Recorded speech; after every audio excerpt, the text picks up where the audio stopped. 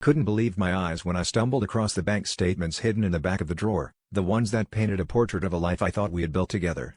The account had been receiving deposits for months, each transaction labeled with a cryptic reference that felt like a punch to the gut.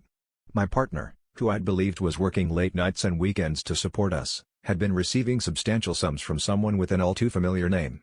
My heart sank as I realized that the benefactor was my estranged mother, the woman who had walked out on me years ago and whom I had vowed never to speak to again. Confronting my partner was like pulling a thread that unraveled everything we had. Their face turned ashen when I mentioned the account, and the silence that followed spoke volumes. It wasn't just the money, it was the deceit, the long nights spent wondering if we would make rent, the promises made and broken. My partner admitted to meeting her, to accepting her money even after knowing the history, all under the guise of wanting to surprise me with a more secure future.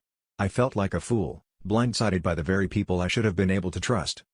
The revelation opened a floodgate of confessions. My partner revealed they had been meeting her regularly, at first to discuss our financial struggles, but it had evolved into something more. My mother, seeking redemption or control, I couldn't tell which, had woven herself into our lives without my knowledge. I felt sick, not knowing whether my partner had genuinely cared for me or if I was just another pawn in their twisted game. It became clear that our relationship was built on a foundation of lies, with my mother pulling the strings from afar.